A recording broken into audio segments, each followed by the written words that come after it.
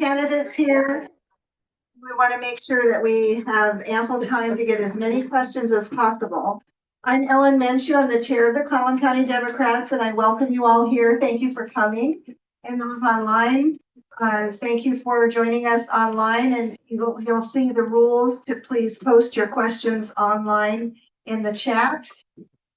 Before we get started, I want to welcome each of the candidates, thank them for coming here and ask them. We have a lot of questions, and obviously with the number of candidates and the time we have, we won't get through all of them. So I'd like to ask any of you who are willing that when this is over, I have the pre-submitted questions and we're gathering ones here. If I coalesce them into a file and send them out to you, would you be willing to answer them and allow us to post them on our website for voters to have access to answers to these questions? Sure. Yes. Okay, I'm getting an affirmative, so we'll do that. And with that, I'm going to turn this over to Norma Turner, our moderator this evening, and she'll explain how this is going to flow. Smoothly. It flows instead of bumps along. So my name is Marcia Turner, and I am glad to be here. And thank you all the candidates for running. That's not an easy job. Just the running is hard. Thank you to all of you for coming. So I want to explain to you how it's going to work. The candidates will all be given, I'll get 1 minute here. They're all going to be given 2 minutes for an introductory statement. Then each candidate will be given an additional 1 minute if they want to rebut something that's been said. That'll be the last time for a rebuttal. Last night, and if Monday night was. Okay, when you're here Monday, you notice they had rebuttals throughout but we don't have time with 5 candidates to have more than 1 rebuttal session. So we took here's the timelines up here. Took all the timelines, figured out all these things. And it works out, if we're really lucky, we will get to ask 8 questions. Meanwhile, I think I have 12 sitting in front of me just here, and then I have another page and a half here, and some will come in on Zoom. So it's a good thing you're willing to answer questions that aren't going to be asked tonight. So that's why we'll be limited on that. Okay, so now we're going to start, but I want to ask, and I want to do one other quick thing. I want to call out Ellen and Emily and Christy for their work. Emily's over there monitoring the chats on Zoom. Ellen has put in a load of time putting this together. And Christy was kindly the moderator on Monday, and now she's going to be the timer today. So there's a lot of work that goes into these things.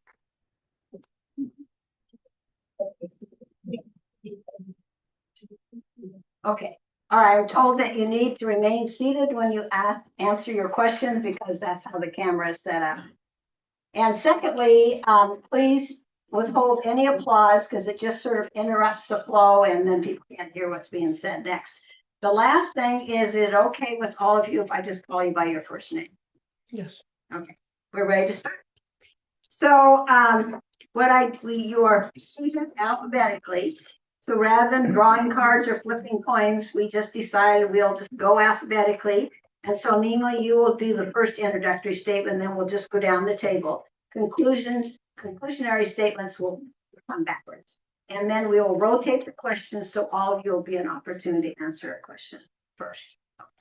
Thank you. Nemo, you're first.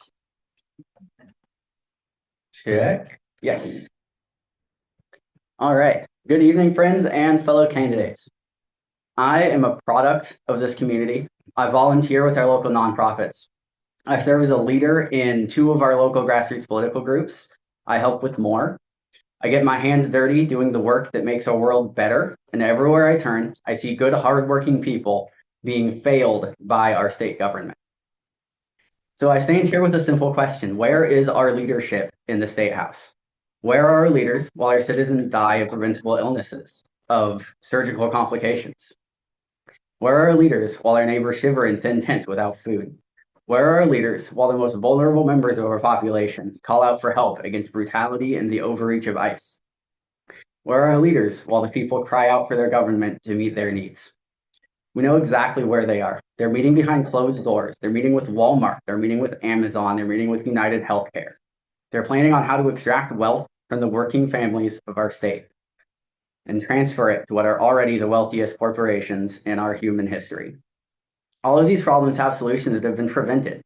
Our universal healthcare bill was killed in committee by Dan Bernofsky, who has received maximum campaign contributions from Regents, from Primera, from Cigna, from Delta, from United Healthcare. What story does this tell? Does that sign on the door say that this is the party of the corporations, or does it say that we work for the people? I have in my hand here a list of 60 bills. Every single one of them tells this exact same story. Killed in committee by a so-called Democrat with more corporate sponsors than your average professional athlete. And I and my fellow progressive and socialist candidates across this state are working to build enough power to replace these leaders with leaders that will act on our needs rather than on corporate profits. As a committed democratic socialist, a better world is possible. A better Washington is possible. We can provide healthcare, we can provide housing, we can provide education. And more importantly, we can give our working Washingtonians the respect and dignity that they deserve. Thank you. You're next. Thank you. Thank you, everybody, for showing up tonight. I know this is taking time out of your schedule, so I appreciate you being here.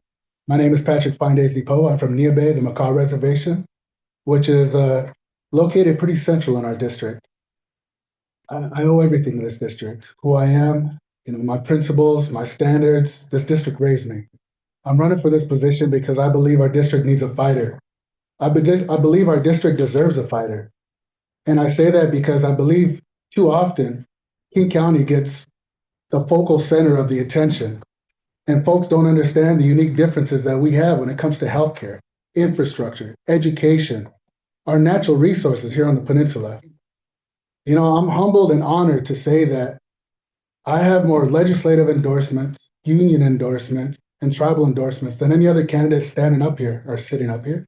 And I say that to really emphasize my experience, folks' willingness to want to work with me on these specific unique issues. Even my last two endorsements, so humbling. Emily Randall, our Congresswoman, who's fighting every day over on the other Washington. Our Attorney General, Nick Brown. Once again, really emphasizing my experience, my understanding. The legislature is not a one-person game. You have to have the trust of your colleagues. In order to hit the ground running, you need to have those relationships in order to have that support. I humbly ask for your support. And if you do choose to support me, I would be honored to be that strong voice in Olympia that our 24th legislative district deserves. Thank you. Hello, my name is Mark Hodgson, and I'm running to bring rural values to Olympia. I'm running to bring rural values to Olympia and make sure that our rural specific issues receive the attention that they deserve and that they are not overshadowed by one-size-fits-all solutions coming from the I-5 corridor. This campaign is also about how my personal and professional experiences line up with the experiences that our district faces. My family moved here in 1990, and we grew up with a lot of housing insecurity. In fact, we lived in trailers, apartments, duplexes, triplexes, everything. We lived with family until my parents finally qualified for a first-time homeowners program. And they reached that home later in life. I was able to actually purchase that home later in life when my mom fell victim to predatory lending in that very home. We're still dealing with the housing crisis. We're still dealing with housing affordability. Economic development. When I grew up here, I worked at Frugal's, I worked at Rite Aid, I worked at McDonald's, I worked at Bella Italia, I worked at a lot of places just to make ends meet. And the reality is, from that time in the mid-90s to now, watching my son get out of the military and transition into the workforce himself, we're dealing with those same problems, those same issues of living wage jobs and economic opportunity in our district. And last, I want to say, look, my time in the military, my time as a 20-year law enforcement officer has taught me a lot of stuff. And it's taught me most in this moment that people who've worn the uniform, people that have sworn to protect and defend and uphold the Constitution, those people need to stand up now, run for office, and push back against the nonsense that is coming from our federal government, to stand strong in our state, the state of Washington, to stand strong with their communities and their fellow community members in our district. Thanks. Hi, I'm Marcia Kelbon, and I want to start with thanking you for including me in this. The example of civility and openness that is provided by this group in running these forums is commendable, and it is something I always strive to meet in my personal and professional life. For those who don't know me, I have lived on the Olympic and Kitsap Peninsulas for over 40 years. I'm a chemical engineer by original training. I went to UW Law School, and I began working as a patent attorney. For about a dozen years, I helped business people start their businesses and protect their innovations. I then joined one of the startups, a biotech, and was their in-house general counsel and number 2 executive for about 20 years. I helped guide that company from startup phase to being commercial with 250 employees. I had to make sure that we had funding, so we met our employees' payroll needs, and that involved venture funding, grant funding, commercial funding, dealt with regulatory agencies and navigated that, negotiated many business transactions and papered those, dealt with human relations and employment law, and dealt with disputes through both litigation when I had to, but more successfully and more often mediation, which is what I prefer. And that's the expertise I'm going to bring to this office. I've had a tremendous run here in Washington. I want the same thing for our kids and our grandkids, my kids and grandkids who live here. And right now it's difficult. So I'm looking to try to address primarily from the business perspective, a better job base here, economic development, living wage jobs. That helps out with everything from balancing the hospital's balance sheets, the different payer mix, to a stronger state balance sheet because of a stronger B&O base. It's one aspect of the housing dilemma is that people earn enough to actually purchase housing, and it helps us educate our children, which also takes financial need. So that's what I'm trying to do, and thank you for being here tonight. Hi, everyone. First of all, thank you so much to the Callaway County Democrats for hosting this forum tonight. I'm Kaylee Kuehn, and I am running for this seat because I want to represent the people of this district and make it a better, more affordable place to live. My vision for the communities in our district is having accessible and affordable healthcare, childcare, and housing, and a robust public education system, strong community supports for people, and responsible management of our growth and economic development. So I have spent my entire life challenging the status quo and really just working hard for people around me. When I was 12, I wanted to join the boys wrestling team, and I was told that I would hate it and want to quit because it was really challenging. It was really hard. And I ended up falling in love with the sport, and I wrestled for 6 years, helped build it up to a 14-girl team, and fought for funding for our girls coach to have that type of support. So what I learned in that experience was that internal motivation, determination, and hard work beats everything else. And that lesson has shaped every single part of my life. So as an educator, as a union advocate, as a legislative aide in our state Senate for several years, working with a nonprofit, I have always fought for doing what's right for people. And what my generation has been left with is terrifying, not just at the federal level, but what we are experiencing here right now. So last year I became a mom, and just looking at the prospects for not only my generation, but her generation as well, I want to stand up and make a better place for all of us. And, I just think that the path that we've been on in the state legislature has been seeking good enough, right? And, catering to special interests from both parties. And that's something that I am not okay with. So I want to accept it for us or future generations. Thank you. You all stuck right in time. So guys, any one of you that wants to use 1 minute for rebuttal for anything that was said, you can do that. And if you don't want to do that, we'll move on to questions. Does anybody want rebuttal time? No. Okay, we'll move right into questions. Okay, so Patrick, you will be the first one to answer this question, then we'll go. Okay, what skills and experience do you have that will make you an effective member of the state legislature? Thank you. I've served a couple of terms on the Macaw Tribal Council, working directly with your hospital director, Barry, during one of the most unbelievable, just devastating times of our lives during COVID. I've served a couple of years on the executive leadership team at the Department of Natural Resources, working hand in hand with our legislators. And and really looking after our natural resources, not just on the peninsula, but statewide. I've worked directly with this legislators for over a decade. I was chair of the Environmental Justice Council, treasurer of the Northwest Indian Fish Commission. I was chairman of the Natural Resource Committee for National Congress of American Indians, and I've worked with every level of government, from the governor down to the legislators, to the county, to the city, to the feds. And so I'm really looking forward to the opportunity to serve our district. Thank you. Thank you. And Mark, you're next. And any time, if you want me to repeat the question, sometimes by the time it's your turn, you may have forgotten the question. So go ahead. Well, my campaign is all about those skills and personal experiences. These are not abstract to me. The issues that we face are not abstract at all to me. I have lived them. And in particular to the issues that I'm running on, affordable housing, economic development, living wage jobs, and public safety. These are things that my life has touched on individually, whether it was housing insecurity, whether it was just trying to be able to pay the bills and survive. Look, I remember growing up, and it was something that was passed down to me. If we could pay the bills and set everything back to zero at the end of the month, we would order a celebratory pizza. And I didn't know what that was when I was a kid. I didn't know what that was for. But what it was for my parents to take a deep breath, say that we made it through this month, and we were winning. We weren't winning. We weren't succeeding. We were just surviving.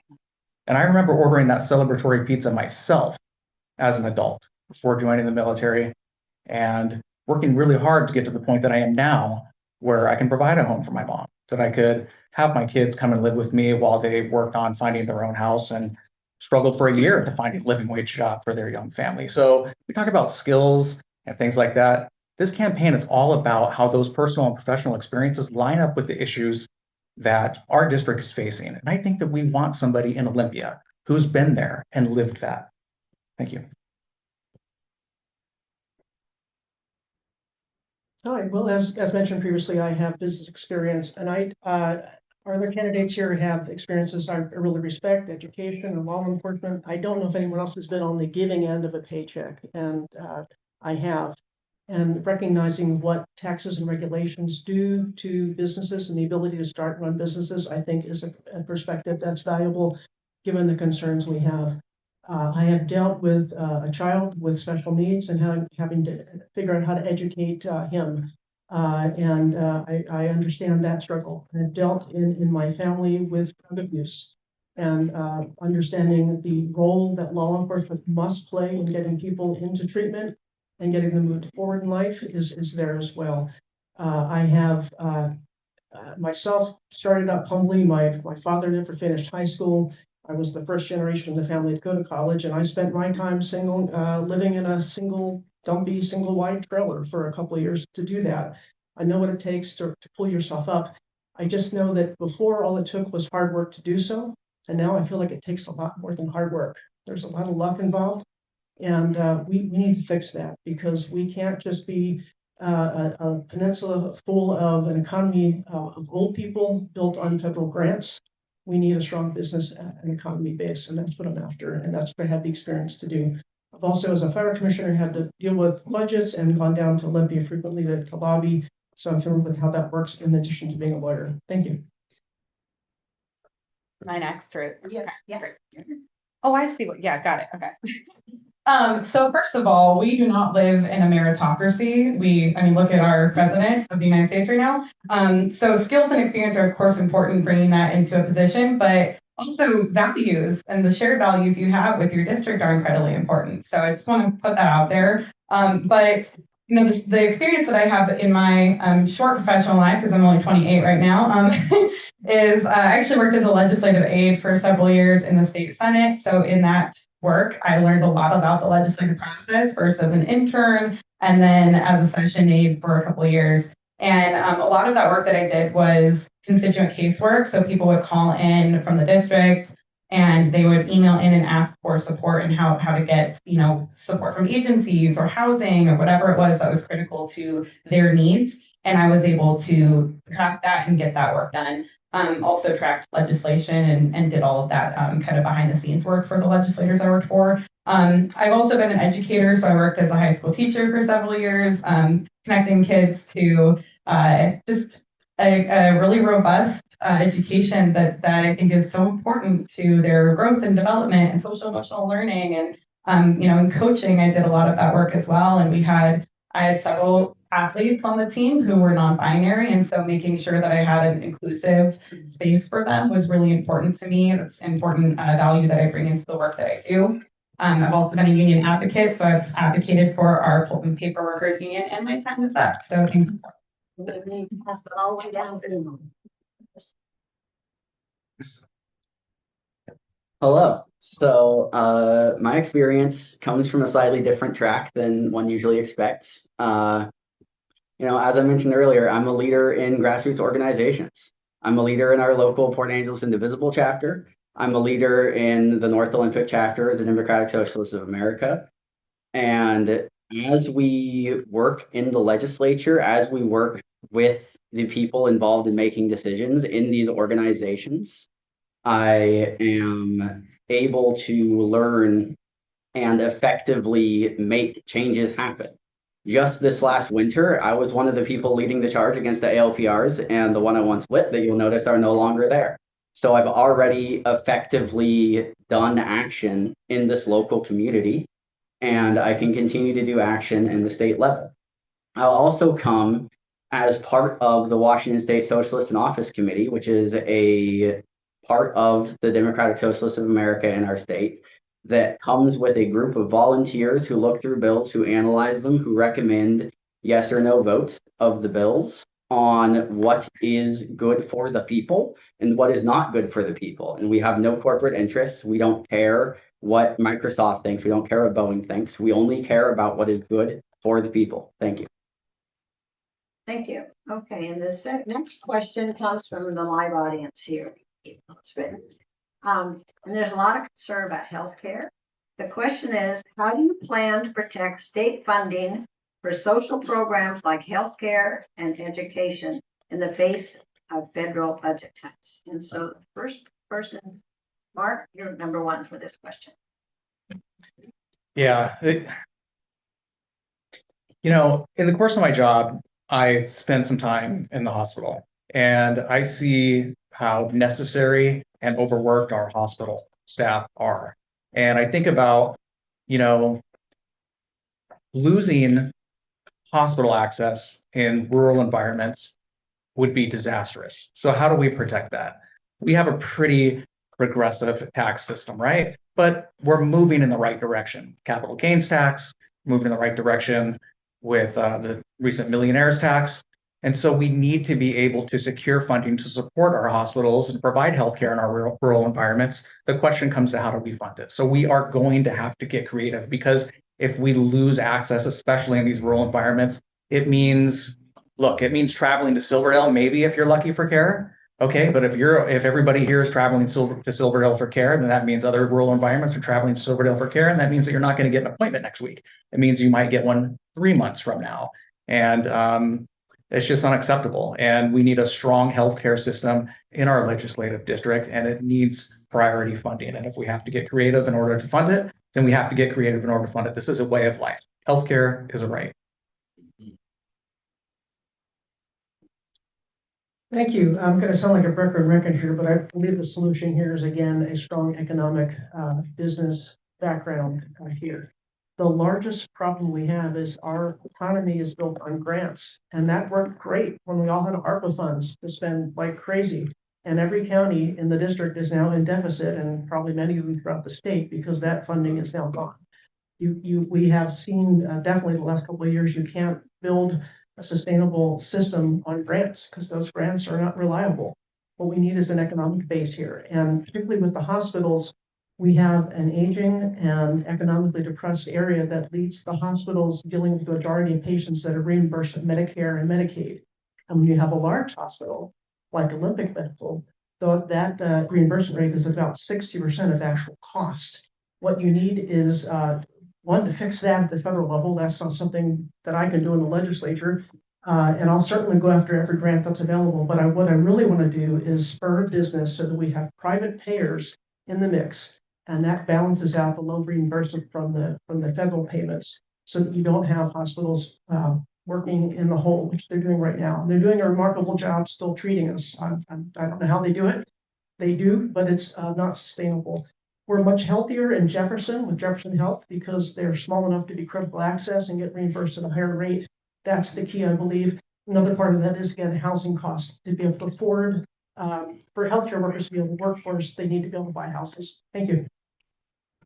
So this is where Mark and I agree on just trying to find different revenue streams. We have a very regressive tax code, and that is not a sustainable way to be able to fully fund the essential services we need, like our critical access hospitals. So one of the things that we can do, because Medicaid is funded by the federal government and the state government partially, we can have people in there who fight for higher or full reimbursement rates from our states. And if we can fix our regressive tax code and have a progressive code in place that actually provides the funding for these essential services, we can do that. Another couple ideas is to expand the Washington Health Corps to ensure that we actually have people trained to come to rural districts like ours. So we want to be able to attract doctors, nurses, specialists who want to live here and invest in this area. And that also ties to our accessible and affordable housing. The public education system that will bring people here that we want to be here and to stay here and invest in our communities. We can continue to fund rural hospital stabilization funding, which is super important to make sure that, understanding at the state level, the needs of a rural district like ours, they don't often know what we are experiencing. So we have to be the voice if we are the rural state legislators. And I'm excited and looking forward to being that voice in the legislature to fight for that funding for a district like ours.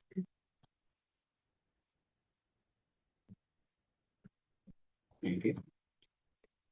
So funding is very easy to find if you don't care that the corporations don't get all the profits that they want out of what we're getting, right?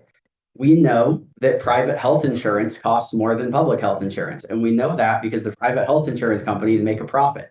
All of that profit margin, that's less money we could pay. If we publicize our Medicare, if we deprivatize it, if we make it state run, we instantly save 15 to 20% on our healthcare costs, and we can move that money into our local hospitals. If we make a public universal healthcare, we get efficient, proactive healthcare services that don't cost as much as emergency surgery at the ER because you couldn't visit your primary care provider because you couldn't afford a copay.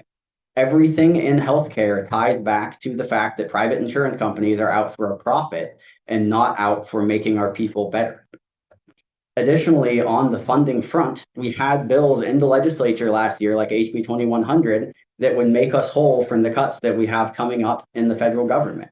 All it would do is it would take taxes out of the amount of payroll that exceeds the Social Security maximum, people that already make more than enough money, and it would use that to cover those gaps that are coming in 2027 when Trump's big ugly bill makes its way into our own pocketbooks. So that's all we need to do, is not care that the corporations aren't going to make a profit anymore.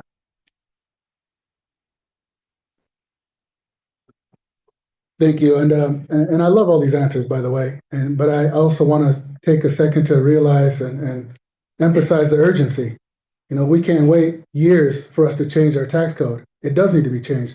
We can't wait years for us to change around funding for the hospital because, we're dealing with the federal government in that. He's going to be in there. I mean, there's nothing we can do against the Trump except continue to keep fighting. And we are going to continue to keep fighting. So what are we going to do right now? I mean, there's a nationwide nurse shortage, which forces us to look at locums. I've worked in the medical field for over a decade. Locums are expensive. We have to find nurses from out of town. We have to find doctors from out of town. Those contracts are expensive. So how do we partner with Peninsula, who has a nursing program? How do we partner up with LaConner, who has a dental health therapist program, and bring those folks down here? Get them placed in a situation where they live here. These are students that we can partner with the high school. We can make these programs, provide tuition reimbursements for these programs, make them more accessible to our students. And at the same time, let's look at partnerships. Look what Jamestown is doing in Squim. I mean, these partnerships can be explored across the district, taking the stress off of the state for the financial burden. There's a lot of different avenues that have not been explored that I think we can take a deeper look at. Right now, today, I believe a consultant is coming out with a review from the University of Washington and partnering with Olympic or Memorial OMC, And I'm really interested to see what that shows, because that could be another partnership right there with the University of Washington to keep our doors open right now as we continue to work on this issue. Thank you. So now, Marcia, you're first for this one. We figured out the system. Yeah. All right, so this is a combination of a live question and a pre-submitted. So with Marcia, when you ran against Mike Chapman for the state senate, your designated party was Republican. So why have you abandoned the Republican Party label and opted for no party? And so please share at least 2 policies that you changed your position on when you changed from Republican to no party. Oh, great. Actually, I was going to address this in my closing, so I'll address it now. This really isn't a change for me. I've always been an independent person. What I do find frustrating, and I think many of us do, is the divisiveness and partisanship that racks our nation, our state, and our peninsula. It's not helpful. It doesn't move us forward in a good direction. And I've chosen to step away from that. I don't think it's effective to have one party in control. I see one party in control, and that and leadership at the national level has given me results I don't like. And I see one party in control, and that leadership at the state level has given me some results I don't like. I've always been independent. When I grew up as a Democrat, I supported Democratic candidates. You can Google that. You'll find Hillary Clinton in my recipient list at one point.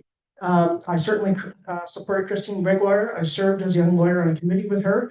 I note with interest now her comments on state funding and budgets, and I think she's still a very smart lady. I've supported a lot of Republican candidates because their approach to economics and business. I haven't changed position. I've always had things that are out of step with each party. For instance, I am pro-choice and I support marriage equality. Not everybody in the Republican Party does.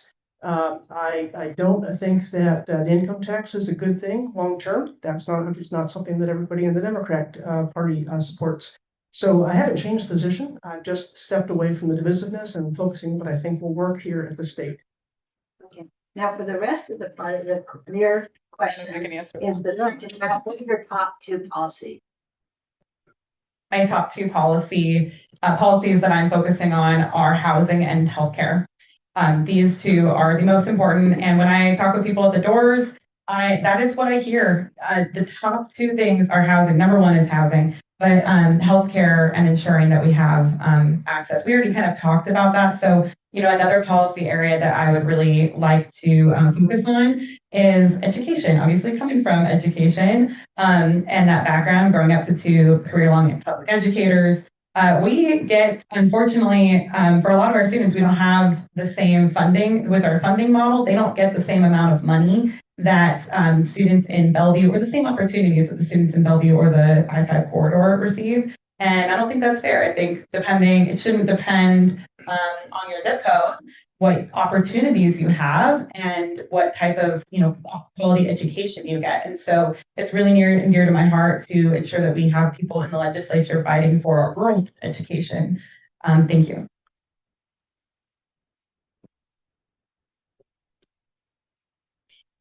It's probably going to sound like a broken record up here, but the top 2 items, housing and healthcare, because it's everything right now, right?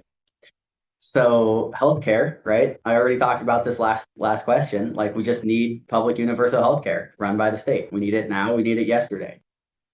The housing front is a lot more complex because people live in houses and people want things to not be happening near them, and those things need to happen. And so we need solid reform on zoning code. We need solid reform on funding housing construction. And we need to institute policies that allow publicly funded housing to be built quickly without zoning restrictions, without concern for what would be quote unquote appropriate for some particular area. We need to build enough roofs that everyone can live inside. Once everyone has a house, maybe we can look closer at neighborhood character. Maybe we can be more aware of what is too noisy for living next to or whatever. But while we have people living in tents at Tumwater Creek, while we have people sleeping on their friends' sofas, while we have people living in their minivans parked in the middle of the DNR lands, we don't need to worry about zoning code. We need to build houses, and we need to put people in those houses.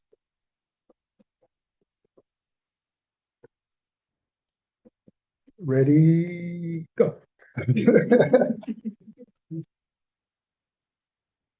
I'm waiting. You lift the card so I don't take any extra time. I'm sorry. When you say go, all right, appreciate it. So, yes, healthcare, education, gosh, housing, these are all, you say top two, but they're the top three, and everybody's kind of given the top three regardless. Education, because 504 funding from the federal government is disappearing. Independent education plans are increasing. Some students need to have adults with them the entire day. And honestly, our rural communities, our rural schools deal with different issues in King County, Pierce County. And we don't have the property tax to make up the background for lost funding to create a bond, to pass a bond. And so how can we be strategic about this? Let's look at the millionaire's tax. Let's look at earmarking some stable funding for our schools out here. These are something I want to dive right into. Healthcare. OMC is a lifeline for my community. If that's shut down, we have to fly people all the way to Harborview. We have to keep the doors open Olympic. That's a priority. And when it comes to housing, yes, zoning restrictions, permitting. Some people wait 18, 20 months to get the construction started because of permitting. We can change that. That can be some policy change in the legislature to make that more quicker. Thank you. But I'll end with those three. Thank you. Well, the thing with these questions is your top one, your top two, and we all have our priorities. Mhm. Typically, we have our top three that we're running on, but the reality is that all of these are interconnected, and you have to be able to walk and chew gum at the same time. The question is top two, so I'll give you my top two.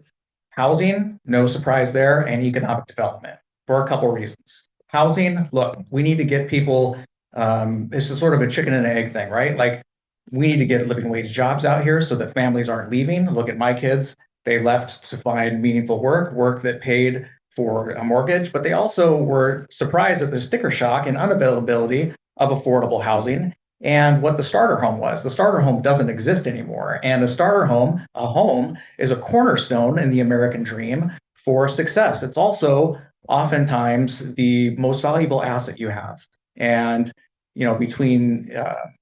between being able to have and afford a home and build that equity into your own home and not into a rental space or something like that, and also have the dignity and respect that comes with a living wage job, we are in an area where we absolutely should be flush with jobs that line with our environmental values and sustainable forestry and leveraging our deep water port here in Port Angeles and our port access elsewhere in the district. We can do this. And this allows people to have dignity, respect, make a living wage job, take care of their families all under a roof. Thank you. Thank you. Yeah, for the start. So, Kaylee, you are first for this question. Gotta find it right here. Oh, do you believe climate change is real? And how big a threat is it to our current climate situation in our district and our natural resources? Yes, I absolutely believe climate change is real. When we deal with facts, we have to understand that facts are facts and there are no alternative facts, despite what some people think. For addressing climate change, it's one of the most important things we can do, especially for our area. Because we want to be able to live here beyond, my kids' generation and her kids. I'd like her to be able to stay on this earth. So a couple of things that I'm proud of Washington for is that we have been leaders in environmental policy. The Climate Commitment Act is something that I'm supportive of and excited to see what those results will be. This only passed in 2021 and we only started, it only went into effect in 2023. So with these goals, we are working towards pushing our industries and our policies into getting to zero emissions. And I think it's possible from looking at the data. It looks like it is possible and it's something we need to continue to invest in. I support climate resilience, anything that we can do to, lower emissions and protect our natural resources, protect our legacy forests and old growth. These are things that are really important to me, and I will focus on in the legislature.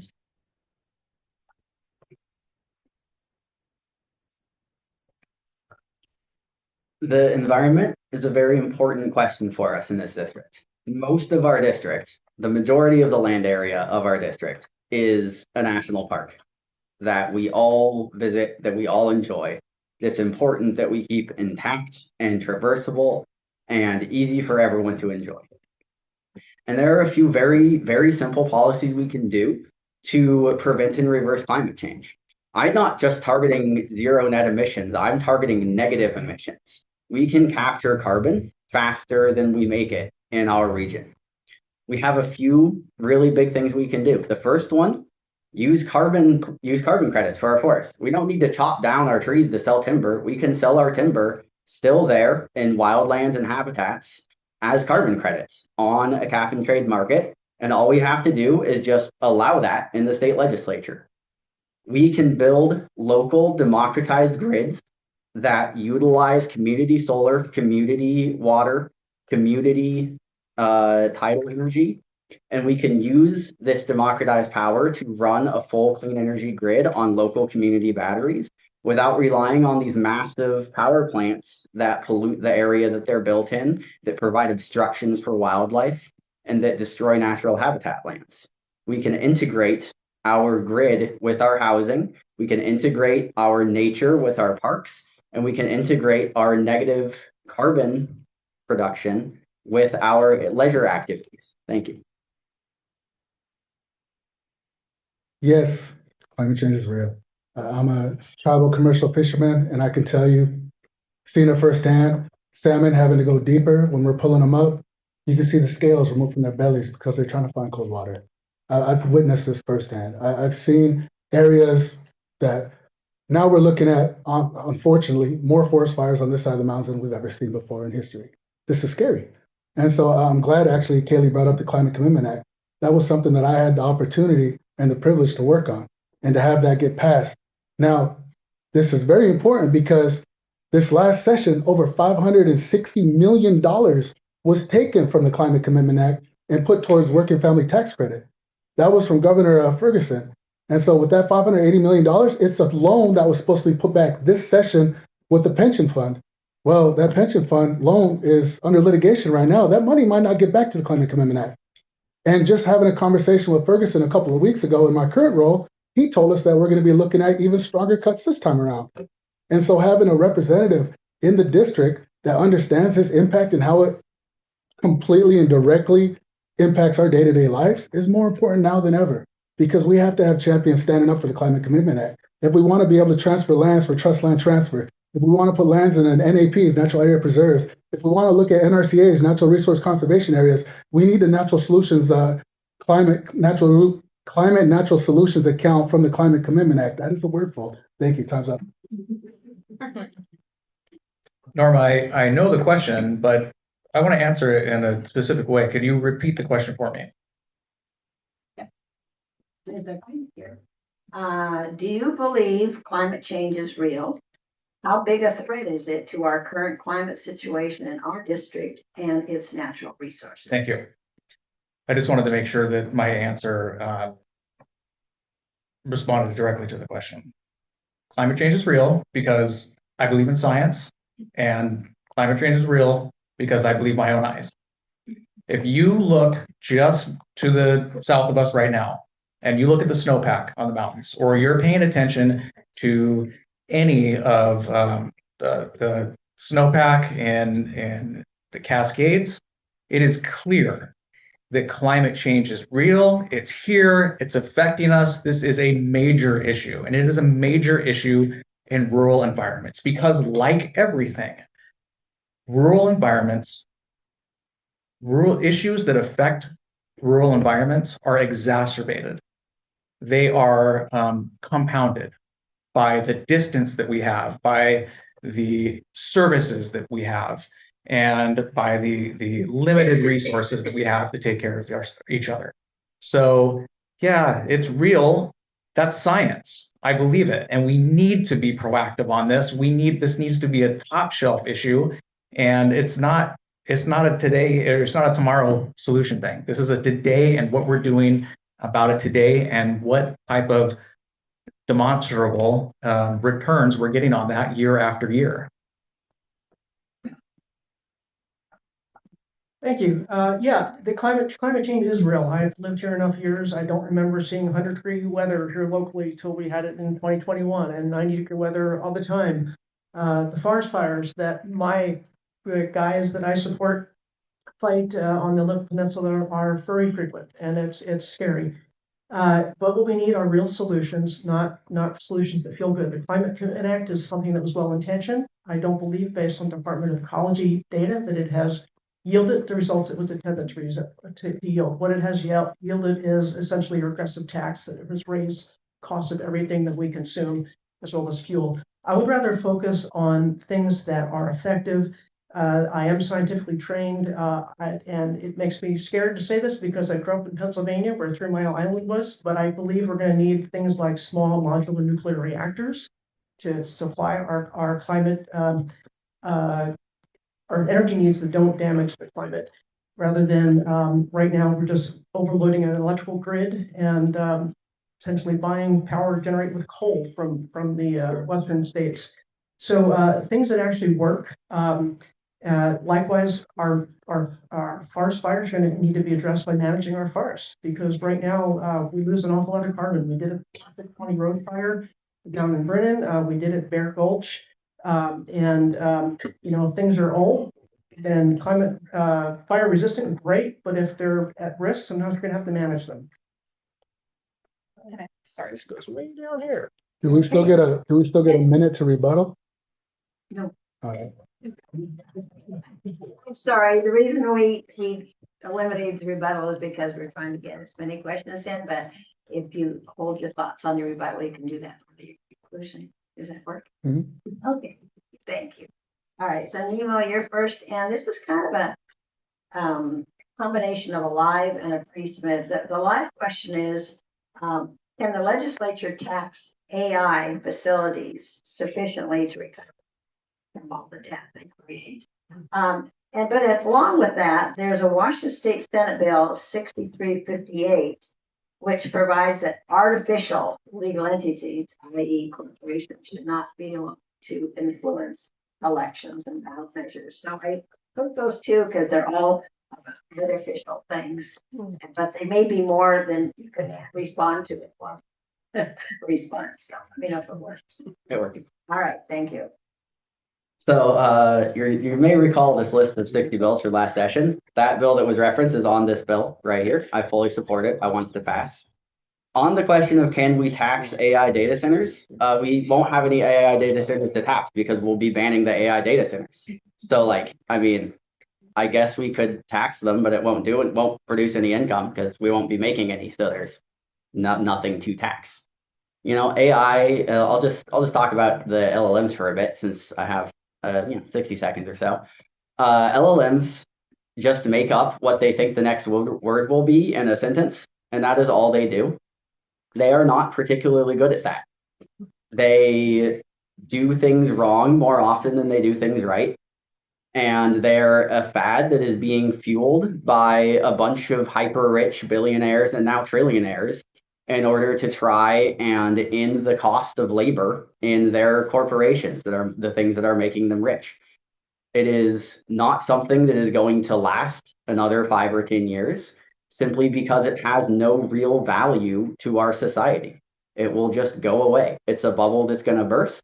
All those trillions of dollars that Musk supposedly has will vanish into the ether when the bubble pops, and everyone will carry on, and we will continue to exist as a species that actually thinks with our own brains and not with a robot that you have to pay a subscription fee for.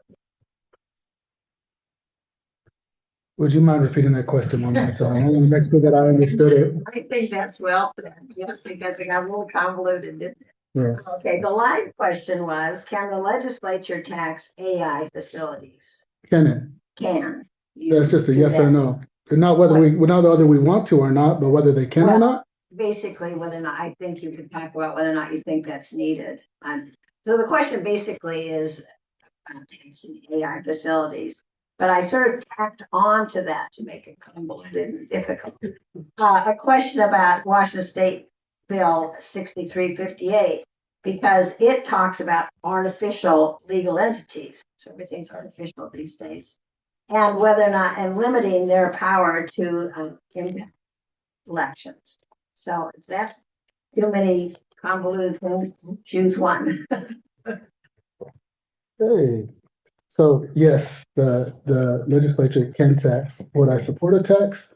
It all depends on what we're talking about. Because we said Musk is millions, actually Musk is trillions now, which is ridiculous. And if you're talking about an AI data center, are you talking about funding another millionaire? Are you talking about making somebody a billionaire? I mean, that's ridiculous, especially at the expense of what could possibly be environmental impacts. Is it going to be service in the area, or is it going to be service in somebody that doesn't even live in here? Live in the state for that matter. These are all questions that have to be handled on a case by case basis. Now, should we have anything AI to impact our elections? No, we shouldn't have anything trying to impact our elections AI. And so those are, I mean, basic, simple questions. I think the first one really gets to though, it's a conversation that it all depends on, a lot of factors of, all right, what is the data center? Where is the data center? Does it have environmental protections that are put in place so it's not sucking up the water that's needed for our salmon recovery? Is it funding somebody that doesn't even live in our state? Is it going to some AI that doesn't benefit the community? Those are all questions that need to be asked. I would really like to getting back to the infrastructure to create our broadband out here. There's people that live in our district that are forced to use Starlink and really paying money to a trillionaire. That's unacceptable. We have to have internet available for everybody in our district. It can't just be Starlink. We need to figure these are issues that we need to work on. Thank you. Thank you. I think this is big, broad issues, so we're trying to okay. Mark, you're next. Can we tax it? Should we tax it? Can we recoup the damage by taxing it to the environment? I think that was part of your question too. And I don't think that we can tax it so much that we could recoup the cost of the damage to AI centers. I know if an AI center wanted to come here, I just can't imagine, right? Because why do AI data centers want to go to a place? They want to go to a place so that they can use that area's natural resources to cool and fuel their data centers. And it is extremely costly to the environment. So, can we tax it? I think yes. The broader question is, what is the role of AI data centers in our communities and the impact that they have to our environment? Second part of your question, look, humans vote, corporations don't vote. And, I don't know. I mean, maybe the Supreme Court doesn't get that right now, but that's a fact. That's how it is, and that's how it should be. So whether you're a corporation or a legal entity and having the ability to contribute, unlimited funds into elections to influence or sway, people vote for people, and people donate to their candidate to win, and not with trillionaires and billionaires throwing money around to sway elections with essentially unlimited funds, from being a legal entity. Well, it's really a two-part question. I'll take, I think, the easier part first. I would, if I had my way, we'd have true campaign reform. You would not have corporations, PACs, unions, anybody giving money to candidates and influencing the way they govern and the legislation they put in place. If you were a credible candidate that had whatever those minimum requirements were and a petition with X number of signatures, you'd get a budget from the state, and that's all you could spend for your election, and no influence from anybody, whether artificial or not. With respect to AI data centers, I'm very skeptical of them. We can't ignore AI. It's coming. I'd rather be in control and putting guardrails on it than being foisted on whatever China comes up with, for instance, which has even fewer controls than we do. AI data centers are going to be damaging to the environment. They heat the area, they use the water, and they create vibration. They don't create a lot of jobs for the bang that they. We don't get a lot of bang for the buck that they're going to have. So yeah, I'd like to control them, but I also think we need some guardrails that we put in place, because some of it will be good. I mean, the medicine discovery that AI can do. Heck, I use Google Maps daily, and I'm grateful for it. But I don't like investing in something that's going to put people out of work.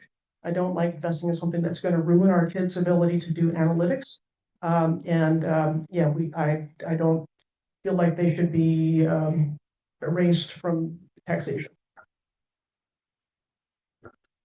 yes, I do think that we should be basically taxing any type of corporation or business or entity that is taking advantage of our natural resources so that that money goes back into protecting those natural resources. I'm going to talk a little more about AI and the concerns that I have because, AI is, companies are already using AI to track how much we are likely to spend. And there was a bill addressing that this year, which was fantastic because a lot of us, I didn't know that until that bill went through. I'm sure a lot of us don't know that companies are taking advantage of us in the grocery store, but all over online and in a lot of different areas of our lives right now. And so this is a huge concern in education. As a teacher, I saw kids relying on AI and utilizing it. And I'm concerned for critical thinking and where we go from here. So that's certainly top of mind for me. The second part of this question is, I definitely think, first of all, if you are a candidate and you are influenced by a $1,200 check from anybody, then that's wrong. I am not bought out by anybody. I'm really glad to have a grassroots campaign that I'm running. We also need to end Citizens United. That's something I would love to see so that we can get super PACs and big money out of politics. And it's really, really important just to make sure that nobody feels influenced in who is funding them and how they should vote. Well, I thank all of you for dealing with this. So I'm happy you're first this time. So this is a submitted question. It's simpler. So what committees will you seek to hold in the legislature and why will you choose those? And for the candidate with no party affiliation, who will you caucus with in order to get a committee assignment? Okay, so Patrick, you're first. You want me to answer her question too? No. I'm teasing. So I'm looking at healthcare, education, energy and environment. Healthcare, because we touched on it, the importance of our healthcare in our rural communities. Education, because we also touched on it, the importance of our education in our rural communities and the unique differences both have across the state of Washington. And energy and environment, because I believe it plays a big role in creating jobs. It plays a big role in protecting natural resources. It plays a big role in permitting and citing clean energy projects. It plays a big role in permitting and citing that could end up being housing projects. And so those are the three committees that are really appealing to me, but also I'm doing door knocking daily and I'm talking to our local folks, as many voters as I can. And if they sway me to go a different route because they feel it's more important, then that's the route that I'll go. Thank you. Housing, transportation, community safety. Those are all things that align with my personal and professional experiences. Those are all things that I'm running on right now. Each one of the candidates listed housing as their priority in their priority list, whether it was number 1 through 3. And housing, we absolutely need, and we need affordable housing, and we need it to be, we need it now. So we can't put this off down the road anymore. But we also need our builders to be incentivized to hire at living wage jobs, and for those individuals that are hired to be protected under unions if they so choose to unionize. Transportation is extremely important, especially when we look at a lot of the things that are going to take our communities into the next level, economic opportunity wise, and those have to do with infrastructure projects, roads and things like that. But some public safety funds also are under the transportation budget, and those are things that we also need to make sure that we have adequate public safety funding that comes out of that budget so that we can keep our roads and highways safe. And then related to that, community safety. And I think that one's probably personal to me as a 20-year law enforcement officer, and seeing how serious it is for an individual to, 1, restrict somebody's rights when they make an arrest, and 2, to protect individuals' rights, especially in a time right now where constitutional rights are under attack, particularly the First Amendment. Thanks. I love these two-part questions. So let's see, I'll try that. Caucusing, I will caucus with whichever party wants to caucus on particular issues. I don't have any problems there. There's also a group of centrist legislators getting together that I've met with, and there may be the ability to caucus in a smaller group on certain issues. Caucusing is not everything, though. There's also just one-on-one negotiations, and that's something that I'm very good at and very comfortable with. So I don't have any concerns there. With respect to where I would serve on committees, really frankly, it's where I'm needed and where I can have best effect. The three that come to mind for me are budgeting. I'm not a financial expert, but I know that our state budget has more than doubled over 10 years, and yet I still don't feel like we're knocking it out of the park on the things we need to be doing, education, infrastructure, public health and safety. So I want to make sure our dollars are going where they're needed. I would like to work also on natural resources. As a fire commissioner, I have seen the balance that needs to be struck there with respect to funding our hospitals, our schools, our fire districts, and also balancing that with the need to protect the environment, make sure that we're keeping a healthy forest, preserving old trees, but also not creating fire risk, because I've lived that and I've seen way too much carbon go up in the air, too readily. And I'd love to deal with, I don't even know what committee it is, whatever it deals with AI, because I do see that as something that's going to be really impact our life on a daily basis. I think we need to address it. Thank you. Norma, can you tell me, was there a number in there, or is it just which ones do you want to be on? There's no number. Okay. Just check. So my top committees that I would like to be on, of course, housing, as many of us have talked about, healthcare, education, and childcare. Childcare is something I haven't talked about yet, but it is one of the most important things I hear about from people in the community, particularly working families. We are in a childcare desert. I am constantly dealing with this personally, trying to find accessible, affordable, safe childcare. So like I talked about earlier, it is so important to kind of address all of the wraparound needs that people have to be able to ensure that we have a fully functioning environment and local economy. So housing, I want to make sure that we actually address workforce housing. So not only affordable housing, but making sure that we have the missing middle. That is something that is missing and keeps us from having these cyclical experience for people when they age and want to downsize. A lot of those options aren't there, or it's not economically feasible or financially feasible for people to make that happen. So we need to build more housing, and I'd like to be a part of that process. Healthcare, I already talked about reimbursements. And working with local nursing programs to try to get students who grow up here, this ties into education as well, grow up here and want to stay and live and work in their communities, but can't. I am actually one of those people. I left and came and got my degree and had opportunities elsewhere, and then came back to invest in my community.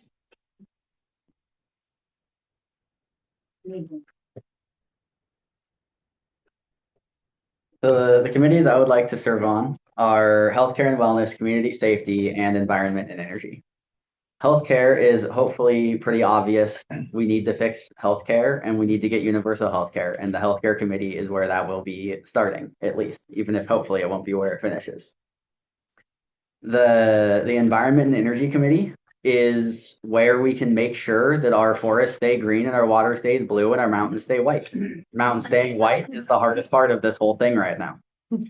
But community safety is more than just what happens outside. It is what happens in our prisons. It's what happens with our rehabilitation programs.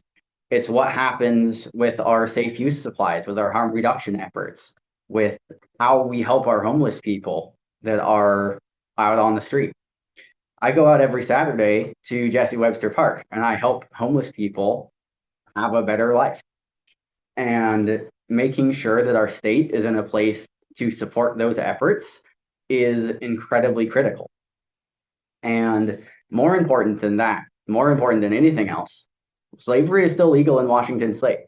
We use slave labor in our prisons right now. There are people in the Department of Corrections facility getting paid less than $3 an hour to do labor. And they don't have the right to unionize. They don't have the right to say no. They don't have the right to do anything. We use them as slave labor, and that needs to stop. Okay, thank you. And so Mark, you're first up. And then we're going to switch to education. So we have, this will be the final pre-submitted. And then the next question will be, okay. So Washington says it funds schools through the Washington state funding for schools.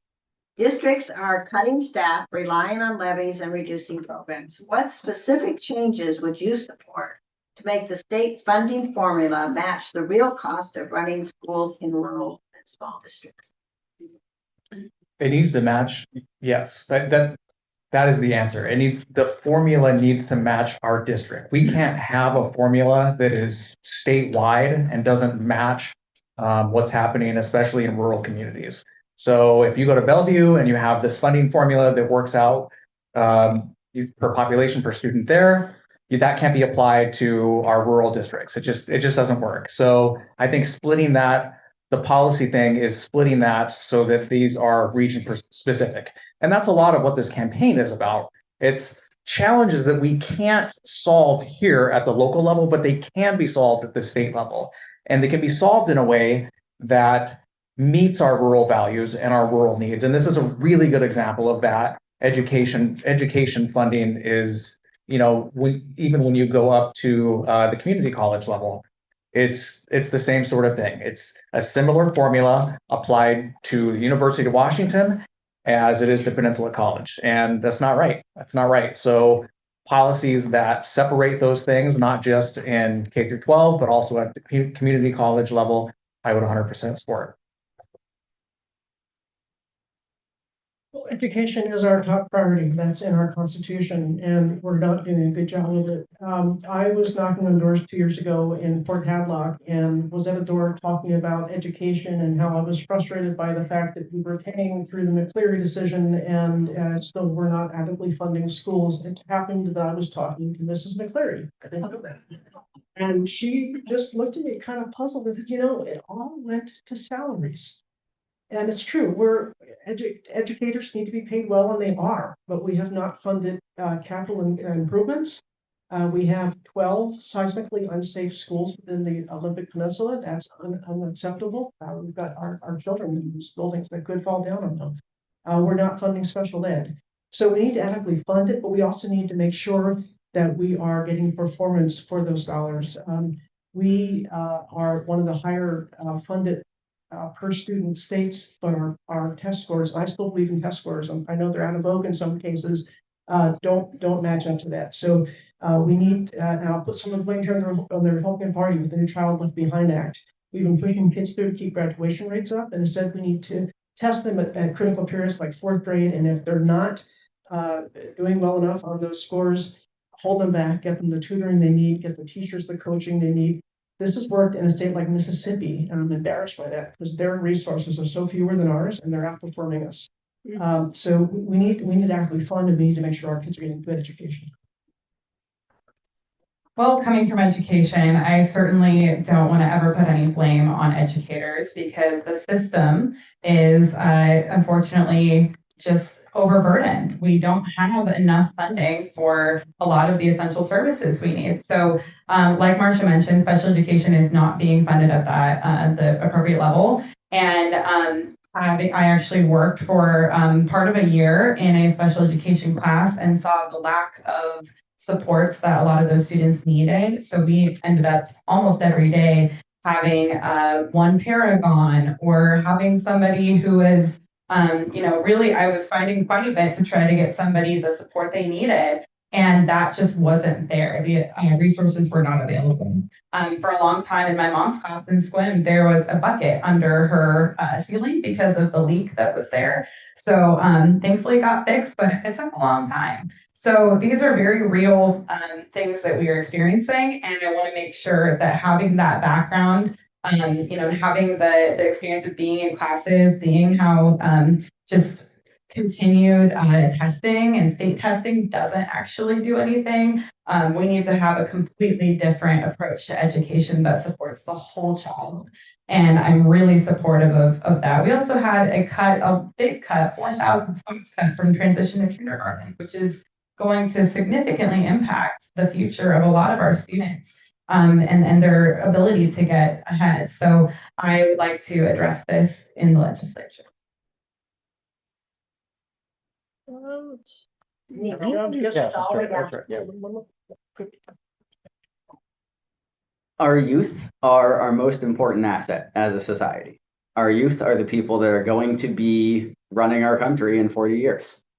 It is important to invest in them and to make sure that as our people get older, they are able to take on responsibilities, they're able to take on roles and jobs.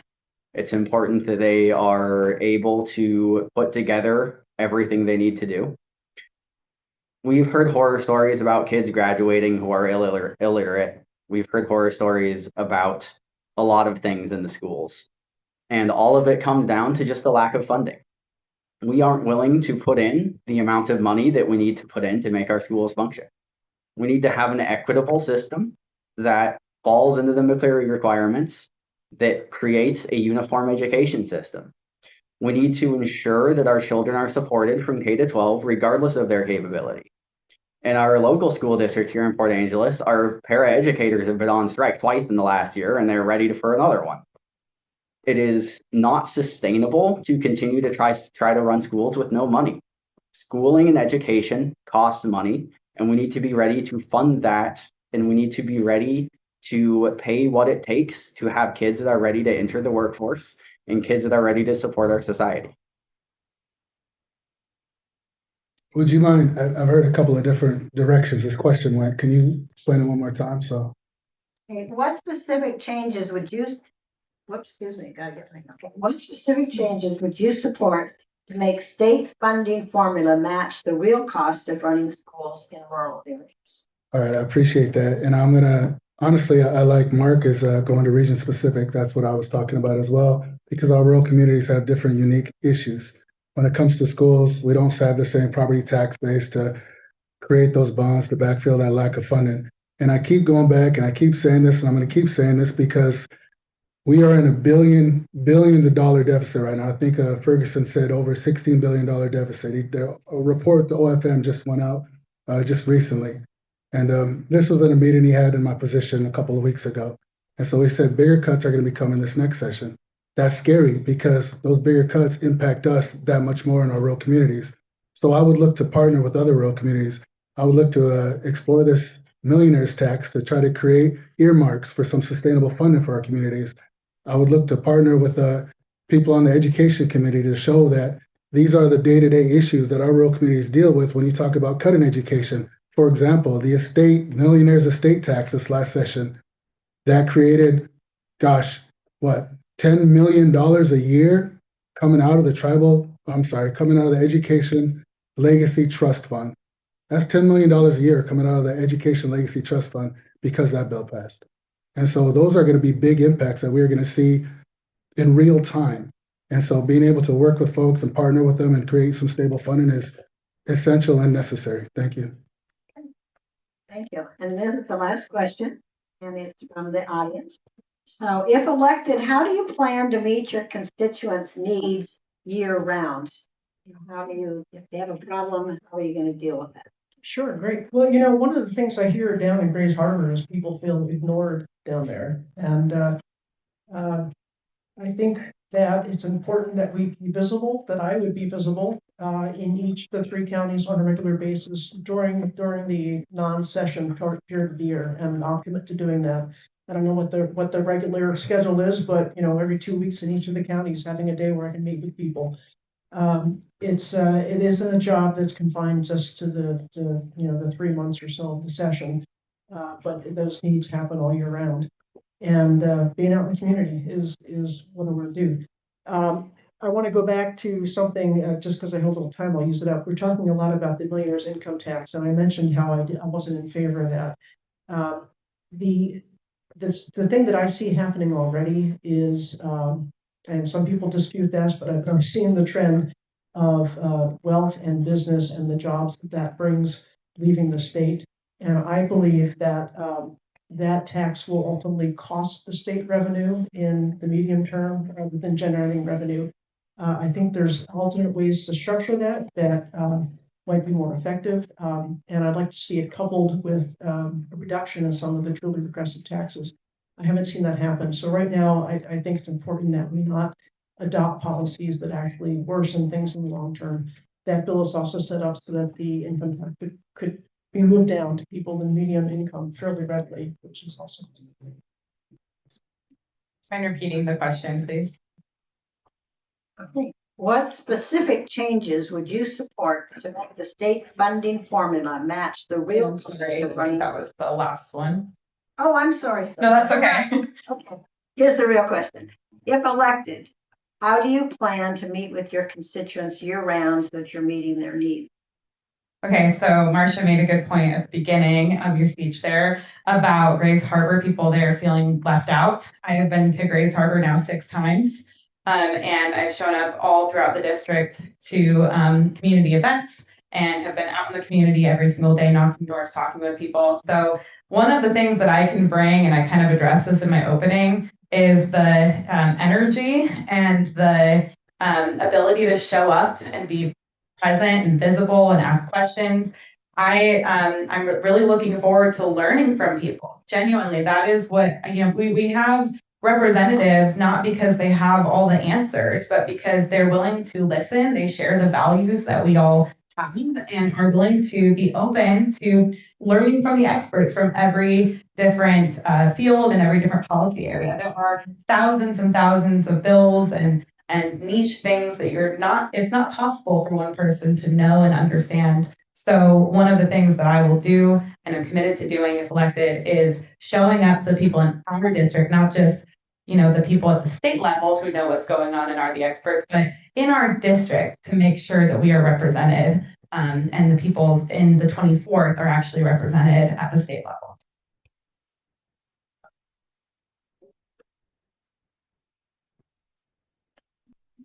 Being available to your constituents is one of the most important parts of having a functional democratic process.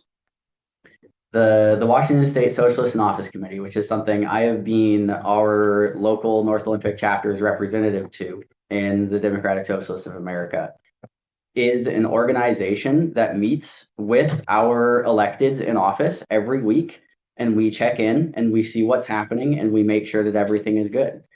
If I am able to do so, if I am elected, I will be trying to form a similar group with the Indivisibles to make sure that I'm regularly checking in with our local grassroots organizations and ensuring that our state level policies match the local needs of our local chapters and of our local grassroots organizations that make sure that what our politicians are doing at the state level is actually representative of what the people on the ground want. We need this middle level in order to functionally represent people, because there's no way I can talk to every single person in this district once a week. But if we have a good ground game in our grassroots organizations, I can meet with the leaders of those organizations who have met with their people, and we can ensure that the actual policy that the people want is what is reflected in the state. Being present is very important. Making the trips up and down the district is very important. When I say I'm going to be present, I am going to be present. I've been to every part of this district at one time or another during this campaign, but not just during this campaign, just growing up out here. This is where I'm from, whether it's all the way down in Grays Harbor, where my sister played basketball for Grays Harbor Community College, or I was running around in the dark halls of Fort Worden when we were little kids scaring each other. I mean, this district is just beautiful to me. And, something that I feel is not said enough, and I say it because I've had direct conversations with our tribal communities up and down. We have the most tribes in our district than any other district in Washington State. And unfortunately, they don't feel like people are coming to talk to them. And that's unacceptable. When you're elected to this position, you have to be there. And I'm not blaming anybody that's elected right now. I'm not blaming anybody, calling anybody out, but I'm just saying you have to be present. You can't just focus on areas that you're comfortable with. You got to go to every area, despite whether their views aren't the same as yours, despite whether they might have feeling a little combative. It's still important as an elected that you're representing this district, that you sit down, you have these conversations, and you understand the needs of your district. And that's something I could commit to right now. I'm not scared to have conversations. I'm not scared to sit down with anybody. And I look forward to doing it, and I'm doing it right now. Thank you.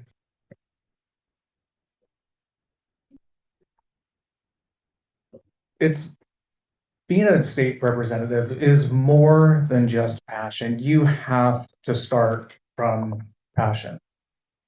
But it is about purpose and what you want to accomplish. It's about showing up, it's about being present. And my campaign is about bottom-up solutions. So in order to get those bottom-up solutions, I need to meet with community members. And by the way, I'm out working the road, living the laws that we've passed and dealing with the outcomes. And that's the value of a citizen legislature, is that you have somebody in your communities that's constantly present, living out the consequences, good or bad, of your legislative decisions. So, maybe call it a little bit nerdy, but I love our district. I love the peninsula. So when I think about engagement, I think about, guess what, honey? We're going to go spend the night in Hoquiam, and we're going to make a weekend out of it. Guess what? We're heading out to Forks, and we're going to make a day trip out of it. We're heading out to Port Townsend. These are things that are just intrinsic to the job. And being a state legislator is a way of life.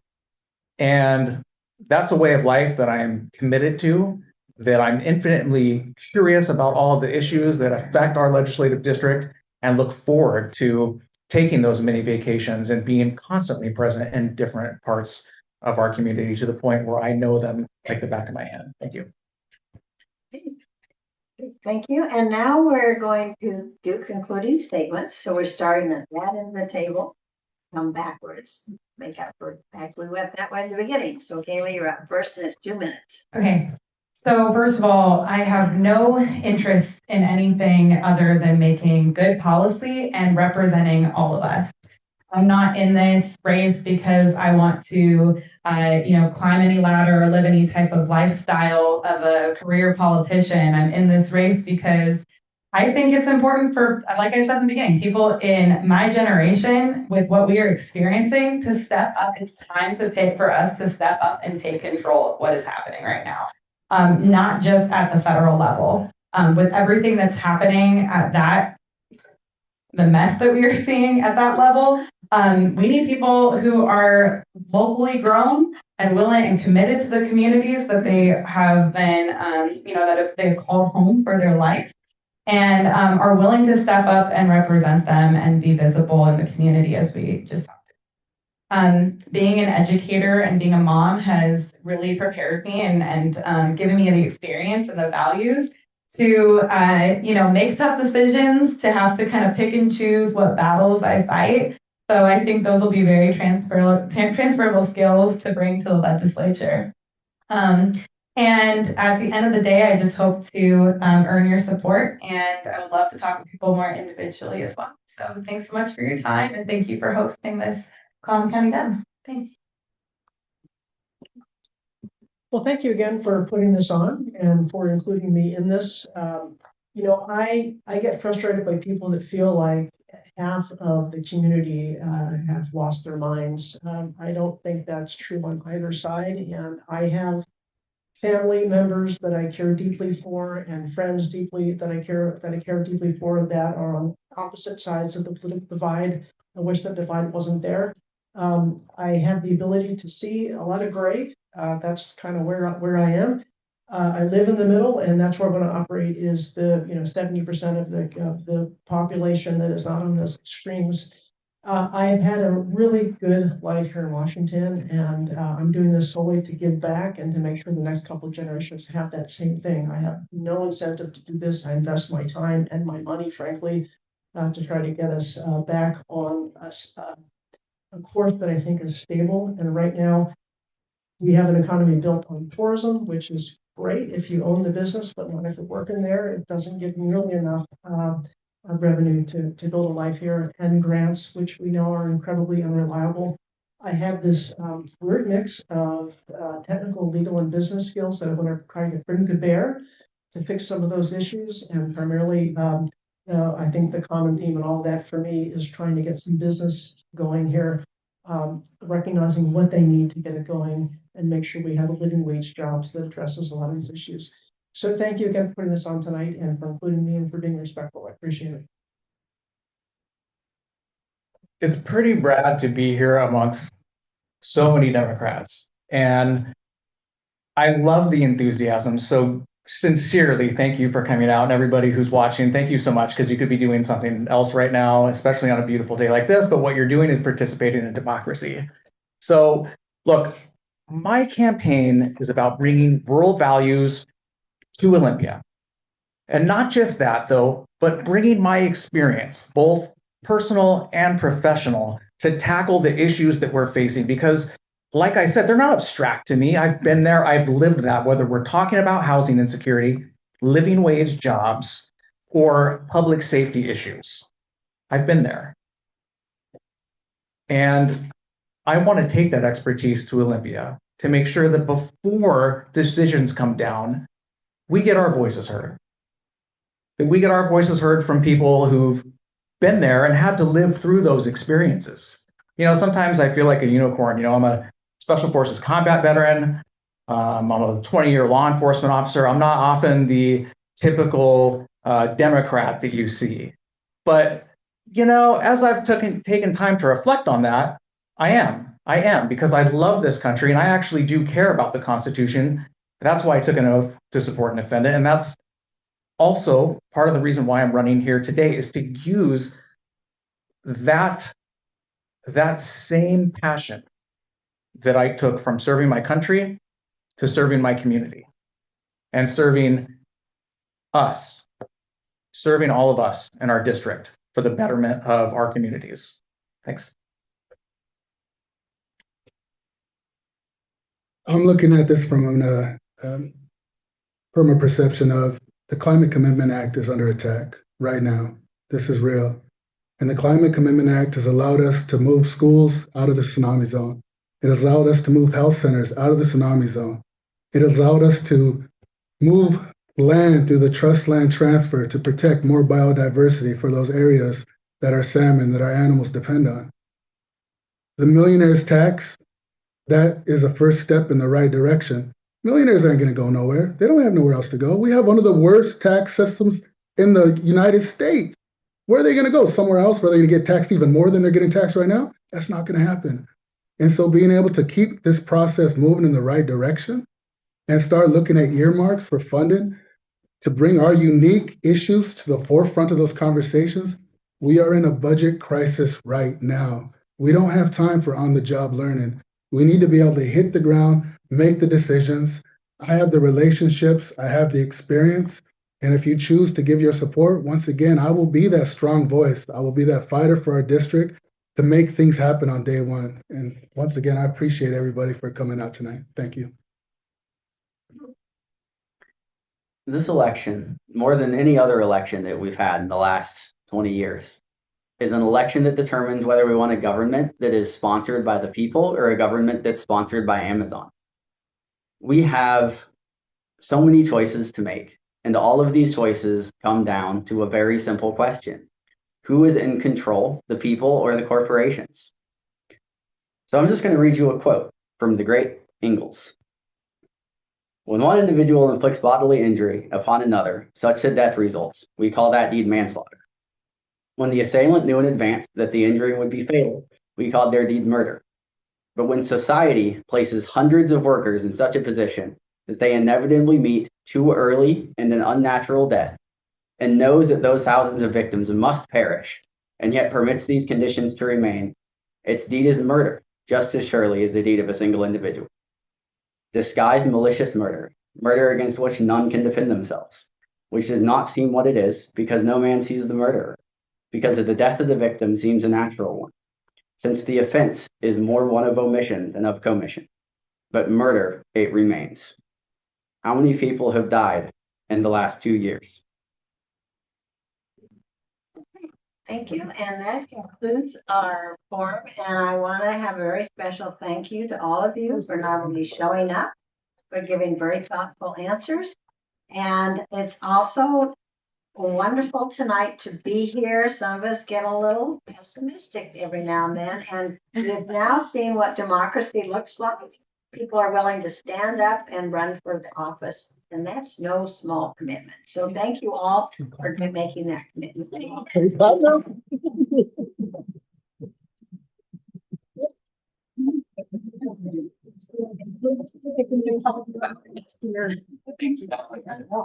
Does childcare, Oh my gosh, yeah.